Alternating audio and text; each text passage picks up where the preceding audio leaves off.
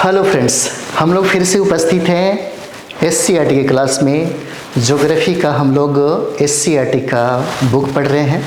तो चलिए हम लोग प्रारंभ करते हैं, है ना। यहाँ तक हम लोगों ने किया था, गोविंद जब हॉल में अंदर बैठता है तब यहाँ का माहौल हम लोग देखते हैं, है ना। पूरा हॉल रोशनी से भर उठा, कुछ ने तो तालियां भी बजा दी। उद्घोषक की आवाज़ उठी, सूर्य सौर परिवार का मुखिया है ना। सूर्य क्या है? सौर परिवार का मुखिया है। सूर्य नहीं तो सब कुछ बेकार है ना। देखिएगा, इस सौर परिवार में ग्रह आते हैं, उपग्रह आते हैं, शुद्ध ग्रह आते हैं, बहुत सारा चीज़ है जो आते हैं, और सूर्य से ही ऊष्मा को प्राप्त करते हैं। सूर्य है तो जिंदगी है पृथ्वी पर। कहा जा सकता है कि यह परिवार का जो मुखिया है यह सर्वे सर्वा है। आपकी ज़िंदगी में माँ बाप का स्थान बहुत ज़्यादा होता है। माँ बाप है तो बाहर है ना। माँ बाप अगर है ज़िंदगी में तो बाहर है, नहीं तो उसके बिना तो लाइफ ही बड़ा बेकार है ना। तो इसी तरह से है यह सूर्य। सूर्य जिस तरह से हमें प्रकाश देता है, हमारे जितने भी ग्रह हैं जो इसके परिवार के हिस्सा हैं, जो ऊष्मा को प्राप्त करते हैं, प्रकाश को प्राप्त करते हैं, अपना जीवन इसमें निर्माण करते हैं, है ना। बिल्कुल वो सारा चीज़ें एक बाप में, एक माँ में दिखाई देता है।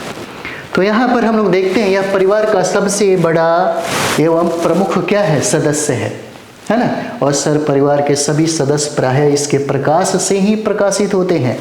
सभी सदस्य के बारे में कहता है, ग्रह के पास जो 8 हम लोग ग्रह देख रहे हैं, इस ग्रह के पास अपना कोई भी प्रकाश नहीं है, और वो प्रकाश प्राप्त करता है किससे? सूर्य से। और इतना ही नहीं, उपग्रहों की संख्या, सभी ग्रहों का अपना अपना उपग्रह है।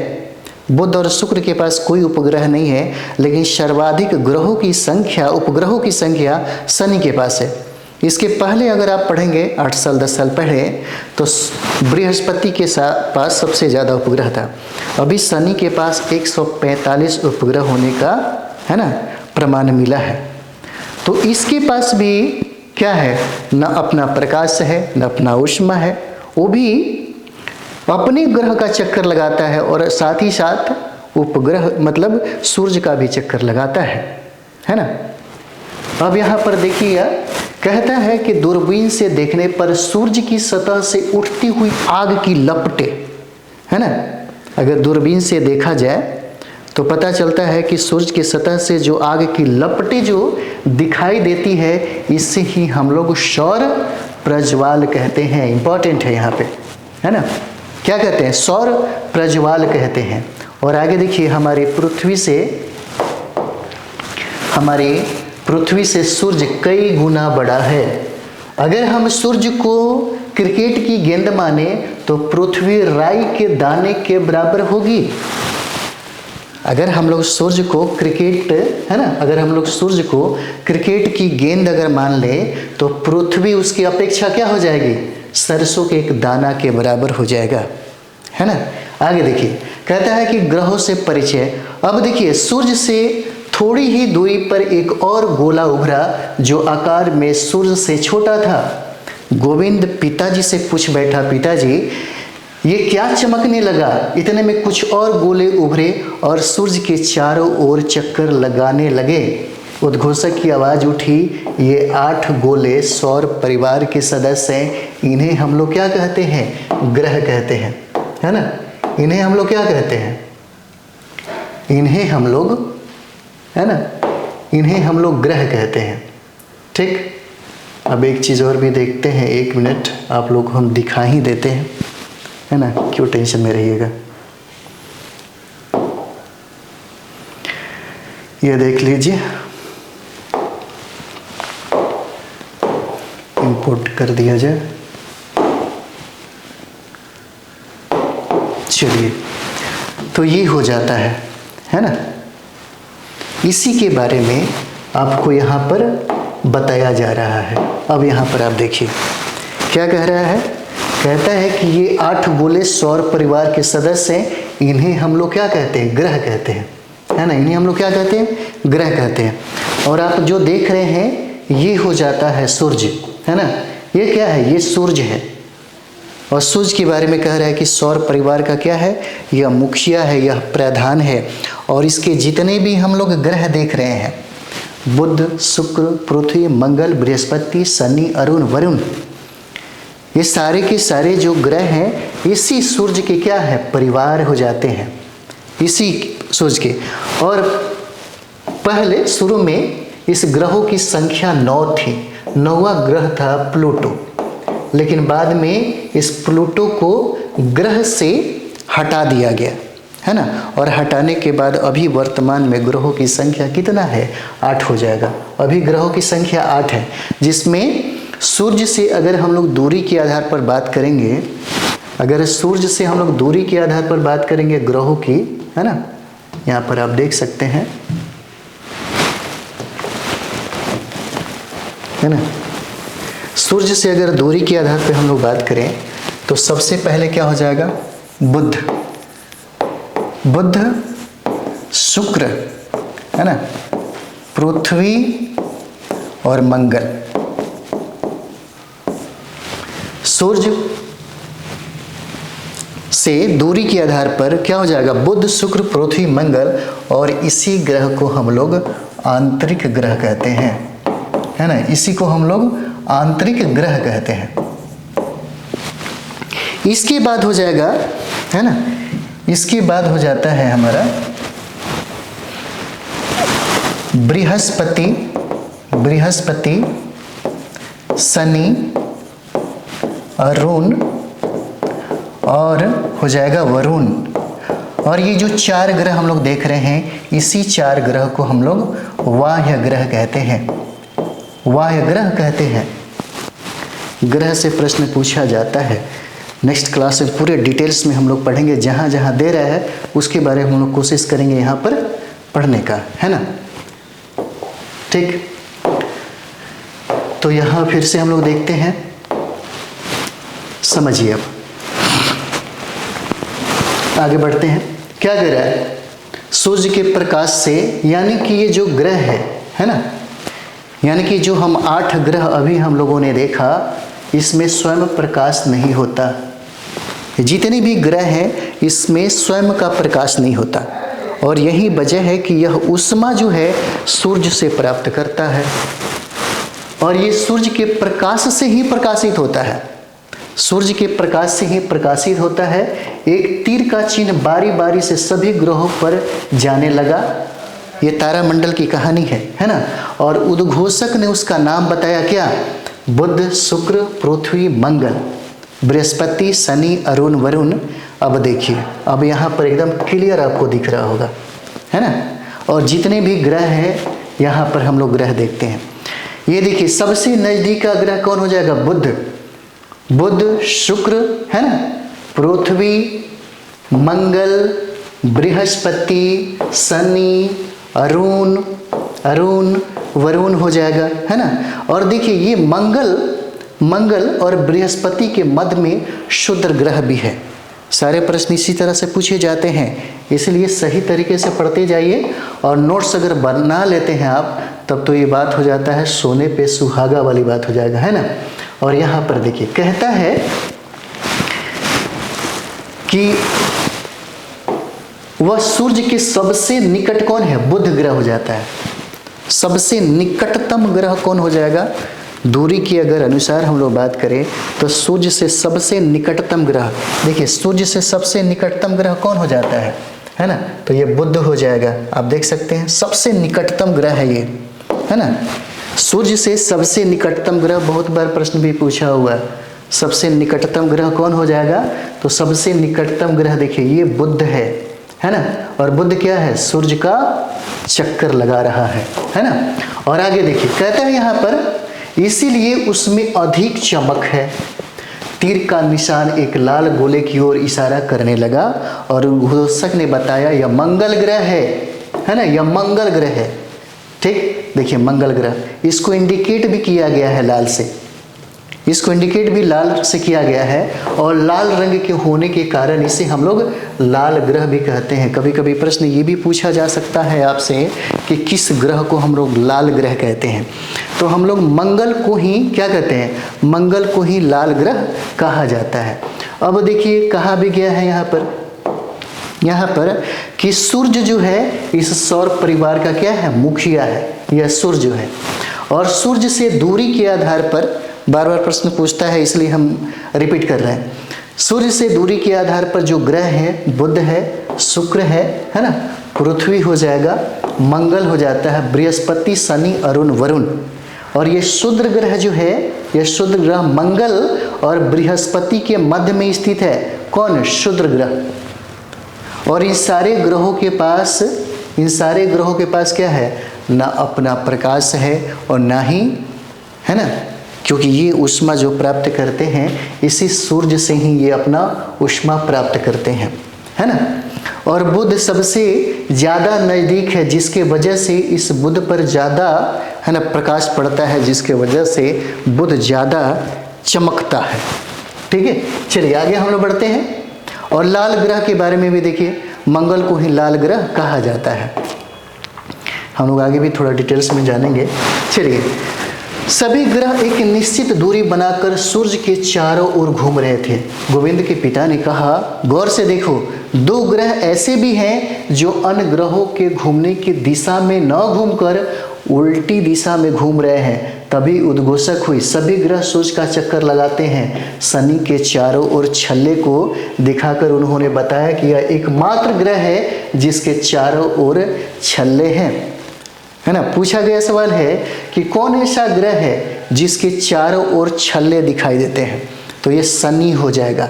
कौन सा? शनि। और शनि के पास उपग्रहों की संख्या सर्वाधिक है। शनि के पास उपग्रहों की संख्या सर्वाधिक है। सूर्य का चक्कर जो है पश्चिम से पूरब अधिकतर ग्रह लगाता है। मात्र कुछ अपवाद में है ग्रह जो पूरब से पश्चिम की ओर अपना चक्कर लगाता है। और इसमें कहता है कि शनि के चारों ओर क्या है? छल्ले हैं। और यह प्रश्न पूछा गया है, एकमात्र ग्रह है जिसके चारों ओर क्या है? छल्ले हैं। प्लूटो, जिसकी गणना पहले ग्रह के रूप में होती थी, उससे अब क्षुद्र ग्रह की संज्ञा दे दी गई है। प्लूटो अब क्या हो गया? अब क्षुद्र ग्रह के रूप में जाना जाता है। पहले प्लूटो जो था यह 9वां ग्रह था, है ना। चलिए आगे बढ़ते हैं हम लोग। अचानक छतरी नुमा आसमान में टिमटिमाते तारे, अचानक छतरी नुमा आकाश का रंग बदला। अब सूर्य और ग्रहों की जगह तारे टिमटिमाने लगे। गोविंद यह देखकर दंग हो गया। तभी आवाज उठी, तारों का अपना प्रकाश होता है, और चूंकि ये तारे हमसे काफी दूरी पर हैं, इसलिए हमें टिमटिमाते हुए नजर आते हैं। यानी कि सूर्य भी तो एक तारा है। सूर्य भी क्या है? सूर्य भी एक तारा है। अपने प्रश्न का उत्तर मिल चुका है ना। अब गोविंद को अपने प्रश्न का उत्तर मिल चुका। इसमें से कुछ तारे तो सूर्य से भी बड़े हैं। सूर्य भी तो एक तारा ही है, प्रश्न पूछा हुआ है ना। लेकिन यह पृथ्वी से काफी नजदीक प्रतीत होता है, परंतु वास्तव में यह पृथ्वी से बहुत दूर है। इसका प्रकाश हम तक पहुंचने में किसका? सूर्य का प्रकाश पृथ्वी तक पहुंचने में 8 मिनट 20 सेकंड का समय लेता है। जैसे हम लोग पढ़ेंगे पृथ्वी, तो पृथ्वी का एकमात्र उपग्रह है जिसको हम लोग चंद्रमा कहते हैं। और चंद्रमा का जो प्रकाश है पृथ्वी तक पहुंचने में 1.25 सेकंड का समय लेता है, 1.3 सेकंड का समय लेता है। यह भी प्रश्न पूछा गया है। तो इसका प्रकाश हम तक पहुंचने में 8 मिनट में 20 सेकंड का समय लेता है। और सूर्य के बाद सबसे नजदीक के तारे का प्रकाश पृथ्वी तक पहुंचने में देखिए 4 वर्ष का समय लगता है ना। 4 वर्ष का समय लगता है। अब यहाँ पर देखिए, प्रकाश की गति ज्ञात कर पृथ्वी और सूर्य के बीच की दूरी का अनुमान लगाइए। हमने पहले वाला क्लास में पढ़ाया। सूर्य और पृथ्वी के सबसे नजदीकी आकाशीय पिंडों के नाम बताइए। कमेंट बॉक्स में जरूर बताइएगा, है ना। चलिए हम लोग देखते हैं यहाँ पे पृथ्वी हमारा क्या है? पृथ्वी हमारा घर। यहाँ पे आइए, कुछ हम लोग पृथ्वी के बारे में भी देख लें, ठीक है। अब देखिए, ये हो जाता है हमारा क्या है? यह पृथ्वी है जो आपको दिख रहा है ना। यह पृथ्वी दिख रहा है। अगर हम लोग दूरी के अनुसार बात करेंगे, सूर्य से दूरी के आधार पर इसका जो क्रम है कितना नंबर पे आएगा, तो यह दूरी के आधार पर तीसरा स्थान पर है। कौन? पृथ्वी। है ना, दूरी के क्रम के हिसाब से सूर्य से दूरी के आधार पर यह तीसरा स्थान है, बुध, शुक्र, उसके बाद ये पृथ्वी। लेकिन अगर आकार की बात करें पृथ्वी का, तो आकार के दृष्टिकोण से पृथ्वी का स्थान 5वां हो जाएगा, है ना, 5वां हो जाएगा। प्रश्न ये भी पूछा गया है कि पृथ्वी किन 2 ग्रहों के मध्य में है, पृथ्वी जो है किन 2 ग्रहों के मध्य में है, तो आप देख लीजिए कौन 2 ग्रह हो जाएंगे, शुक्र और मंगल हो जाता है ना, कौन हो जाएगा, तो ये देखिए क्या हो जाएगा, ये तो पृथ्वी है, तो ये हो जाएगा मंगल और शुक्र हो जाएगा, शुक्र और मंगल के मध्य में है, दिख रहा है, शुक्र और मंगल के मध्य में क्या है, पृथ्वी है। इंपॉर्टेंट है, पूछा गया सवाल है, शुक्र, है ना, शुक्र और मंगल के मध्य में क्या है, पृथ्वी हो जाएगा। ठीक, यहाँ पे दिखाई देगा, और इसमें और भी देख लेते हैं हम लोग, पृथ्वी में ही, है ना। अब ये देखिए पृथ्वी की अगर बात करें हम लोग, तो ये जो पृथ्वी है, पृथ्वी पश्चिम से पूर्व की ओर परिभ्रमण, है ना, यह जो है यह भ्रमण करता है, कहाँ से कहाँ, तो पश्चिम से पूर्व की ओर यह भ्रमण करता है। और ये पृथ्वी जो है ना, पृथ्वी अपने अक्ष पर 23.5 डिग्री अपने अक्ष पर झुका हुआ है, 23.5 डिग्री अपने कहाँ पर, अक्ष पर झुका हुआ है। सवाल ये भी पूछा जा सकता है कि पृथ्वी और सूरज की दूरी कितनी है ना, ये सूरज हो गया और ये पृथ्वी हो गया, सूरज और पृथ्वी के बीच की दूरी कितना हो जाएगा, इसकी दूरी अगर पूछे तो कितना हो जाएगा इसकी दूरी, तो ये देखिए इसकी औसत दूरी हो जाता है 15 करोड़ किलोमीटर, है ना, इसकी औसत दूरी जो है ना, औसत दूरी इसका हो जाएगा 15 करोड़ किलोमीटर, है ना, 15 करोड़ किलोमीटर हो जाता है यहाँ पर।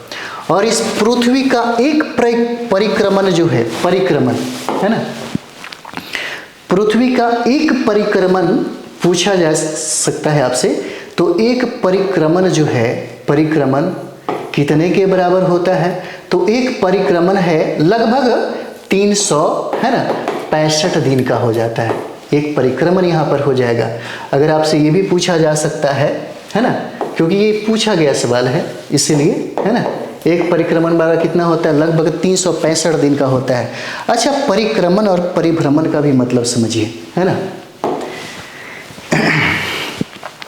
जैसे ये परिक्रमण है ना, और परिभ्रमण का मतलब समझिए, परिभ्रमण का, है ना, परिभ्रमण का मतलब समझिए। देखिए परिभ्रमण का मतलब जो होता है ना, ये परिभ्रमण का जो मतलब होता है किसी वस्तु का अपने अक्ष पर घूमना, है ना, किसी वस्तु का, यहाँ पे देख लीजिए, चलिए यहाँ पर ही हम लोग समझते हैं।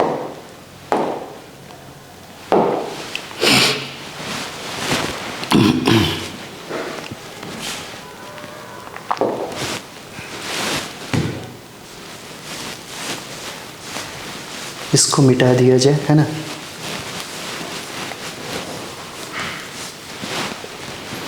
चलिए यहाँ पर देखते हैं। सबसे पहले हम लोग परिभ्रमण समझते हैं, परिभ्रमण, है ना, परिभ्रमण का मतलब होता है, परिभ्रमण का मतलब हो जाता है यहाँ पर, है ना, किसी वस्तु का अपने अक्ष पर घूमना, किसी वस्तु का अपने अक्ष पर, है ना, अपने अक्ष पर क्या करना, घूमना।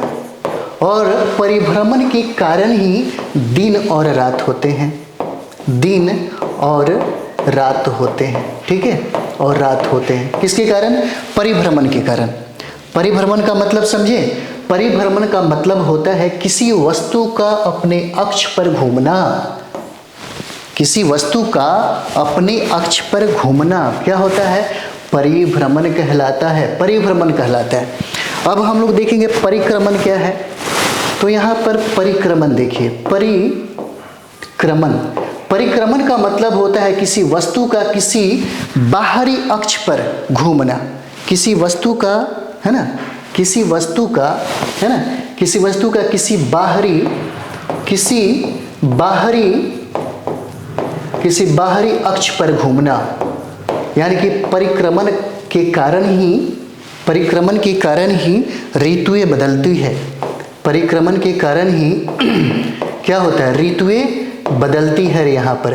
और ये देखिए सूर्य जो है यानी कि जितने भी ग्रह हैं वो ग्रह क्या करते हैं, सूर्य का चक्कर लगाते हैं।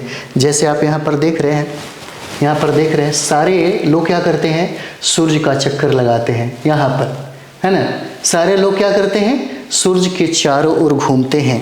इसी घूमने की प्रक्रिया को ही परिक्रमण बोलते हैं।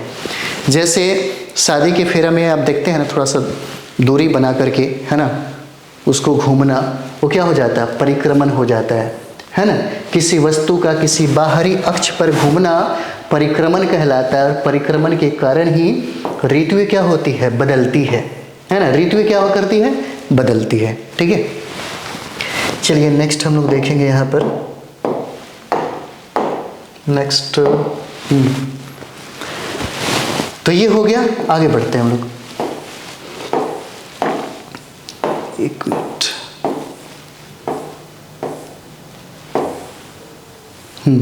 अभी हम लोग पृथ्वी पढ़ रहे थे, तो और भी चीज़ें थोड़ा सा जान ले, है ना, पृथ्वी को लेकर के। तो यहाँ पे देखिए पूछा जा सकता है आपसे, है ना, कि पृथ्वी का आकार कैसा है। जैसे सभी चीज़ों का अपना अपना आकार होता है, कि पृथ्वी का भी आकार का रूप होगा, कोई कैसा आकार है, इसकी आकृति कैसी है। तो पृथ्वी की जो आकृति हो जाएगी, है ना, पृथ्वी की जो आकृति है, इस आकृति को हम लोग जियोड कहते हैं, है ना। इस आकृति को हम लोग जियोड कहते हैं, मतलब GEOID, है ना। इस आकृति को हम लोग क्या कहते हैं, जियोड कहते हैं। ठीक है, जियोड कहते हैं। कभी कभी प्रश्न आपसे ये भी पूछ सकता है कि इस पृथ्वी का परिक्रमण कितने समय का होता है, परिक्रमण, है ना। अब परिक्रमण ही देख लेते हैं। तो परिक्रमण की बात करें तो यहाँ पे परिक्रमण जो है यह 365 दिन हो जाएगा, है ना, 5 घंटा हो जाएगा, है ना, 48 मिनट हो जाएगा, है ना, और 46 सेकंड हो जाएगा। इतना याद रखिएगा। अगर आपसे पूछे, है ना, आपसे पूछे कि इसका परिक्रमण जो समय है ना, कितना होता है, पृथ्वी का परिक्रमण समय कितना होता है, 365 दिन, 5 घंटा, 48 मिनट, 46 सेकंड। ठीक है, अगर पृथ्वी का परिक्रमण समय आपसे पूछ दे तो 365 दिन, 5 घंटा, 48 मिनट और 46 सेकंड हो जाएगा। तो सवाल ये भी तो आपसे पूछ सकता है कि इसका परिभ्रमण बताइए, इसका परिभ्रमण बताइए कितना हो जाएगा। तो परिभ्रमण देखिए यहाँ पर 23 घंटा, है ना, 56 मिनट, है ना, और 4 सेकंड हो जाएगा। कितना, 4 सेकंड हो जाएगा, याद रखिएगा। परिक्रमण समय हो जाएगा 365 दिन, 5 घंटा, 48 मिनट, 40 सेकंड। लेकिन सवाल अगर परिभ्रमण का पूछ दे तो यहाँ पर 23 घंटा, 56 मिनट और 4 सेकंड हो जाता है यहाँ पर, है ना। हम लोग अभी पढ़े हैं कि सूर्य से, यानी कि सूर्य का प्रकाश पृथ्वी तक पहुँचने में कितना टाइम लगाता है, 8 मिनट और 20 सेकंड का समय लगाता है। और पृथ्वी का एकमात्र उपग्रह कौन है, चंद्रमा है ना। एकमात्र उपग्रह कौन हो जाएगा, चंद्रमा हो जाएगा। और चंद्रमा का जो प्रकाश है पृथ्वी तक पहुंचने में, है ना, 1.3 सेकंड का समय लेता है, 1.3 सेकंड का समय लेता है ना। और चंद्रमा से पृथ्वी की अगर दूरी आपसे पूछ दे तो 3,84,000 किलोमीटर हो जाएगा, है ना। 3 लाख, ठीक है, 84,000 किलोमीटर हो जाता है, इतना हो जाएगा। चलिए अब आगे बढ़ते हैं हम लोग।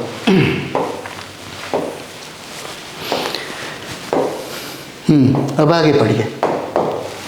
यहाँ कहता है कि अब गोविंद को तारों का रहस्य समझ में आने लगा था, ठीक। और तभी उद्घोषक ने कहा, चलिए अब अपनी धरती पर चलें। और गोविंद चौंका, अरे हम धरती पर ही तो हैं।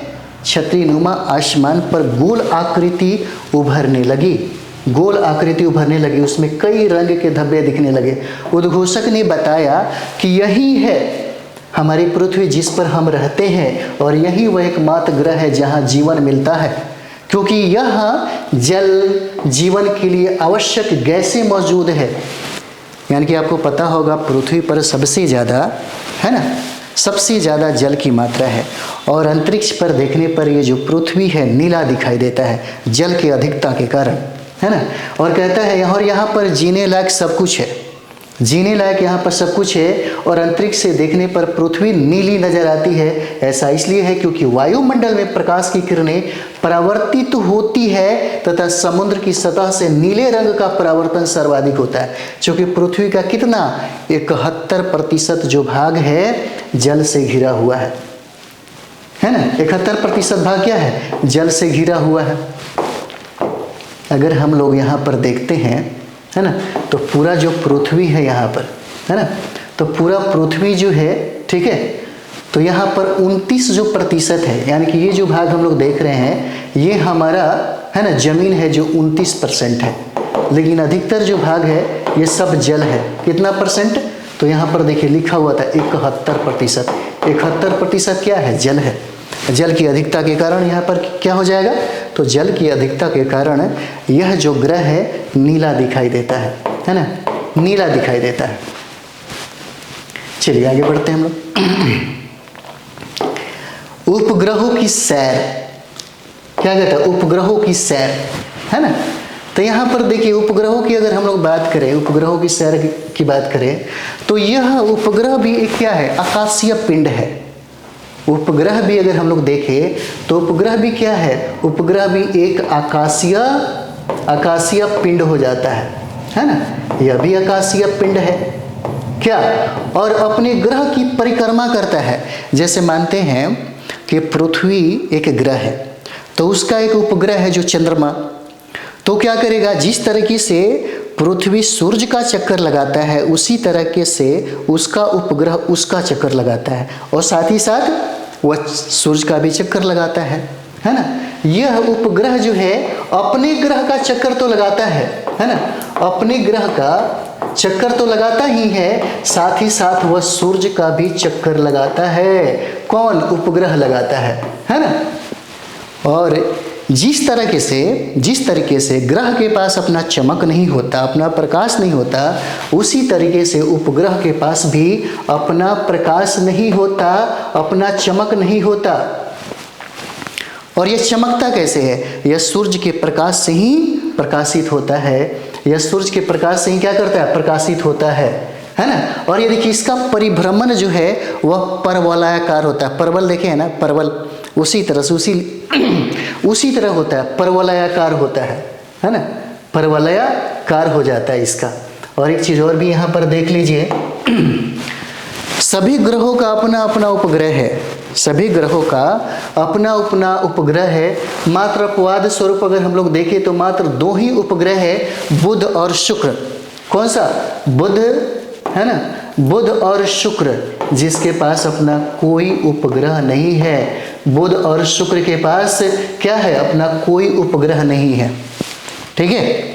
बुध और शुक्र के पास अपना कोई उपग्रह नहीं है। लेकिन अगर बात करें कि कौन ऐसा ग्रह है जहां पर जिसके पास सबसे ज़्यादा उपग्रह है, तो सर्वाधिक उपग्रहों की संख्या शनि के पास है ना। शनि के पास सबसे ज़्यादा क्या है, उपग्रह है। कितना है, वर्तमान में देखिए तो 145 नजर आएगा। और बृहस्पति के पास जो है, बृहस्पति के साथ पास 95 है ना, 95 उपग्रह है, ठीक है। शनि के पास कितना, 145 सर्वाधिक उपग्रह है इसके पास, 145। बृहस्पति के पास 95 है ना, ठीक। चलिए आगे हम लोग बढ़ते हैं। और यहाँ पर देखिए, यहाँ पर कहता है कि चंद्रमा पृथ्वी के बहुत नज़दीक होने के कारण इतना बड़ा दिखाई देता है। चंद्रमा का प्रकाश पृथ्वी पर लगभग कितना, 1.25 सेकंड में पहुँचता है। कौन ऐसा फैक्ट है, बताइए कौन ऐसा फैक्ट है। इतना जीरो से शुरू करिए और 10+2 तक अगर फाइट आप पढ़ लेते हैं सारी किताबों को, तो क्या लगता है आपसे छूटेगा जी? इसका कोई भी प्रश्न आपसे गलत होगा? नहीं गलत होगा, निश्चित तौर पे आप सारे प्रश्न को बना लेंगे, है ना। और यहाँ पर दोनों चीज़ें हैं, अगर आप नोट्स बना रहे हैं तो पीटी के लिए तो सबसे बेस्ट होगा, है ना।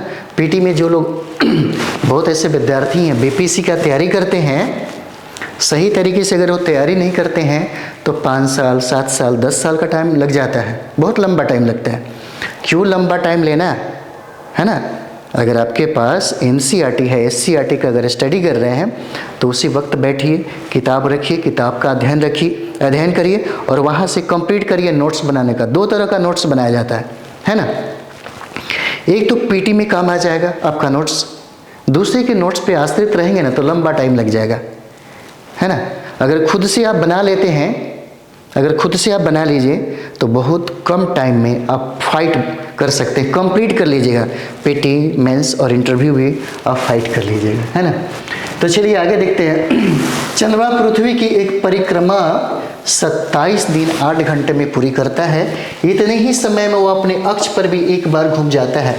यही कारण है कि हमें सदैव चंद्रमा का एक ही चेहरा क्या होता है, एक ही चेहरा बार बार हमको दिखाई देता है।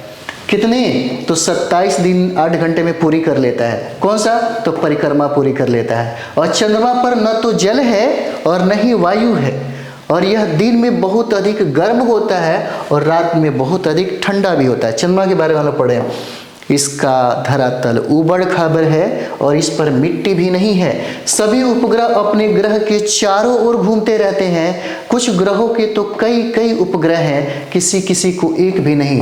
अकेले बृहस्पति के पास 63 और शनि के पास 62 उपग्रह हैं। ये पुराना डाटा था, नया डाटा देखेंगे तो सबसे ज़्यादा शनि के पास उपग्रह हो जाता है ना। और यहाँ बुध और शुक्र का कोई भी उपग्रह नहीं है। शनि ग्रह का टाइटन इंपॉर्टेंट है, शनि ग्रह का टाइटन सबसे बड़ा उपग्रह है। टाइटन किसका है, शनि का।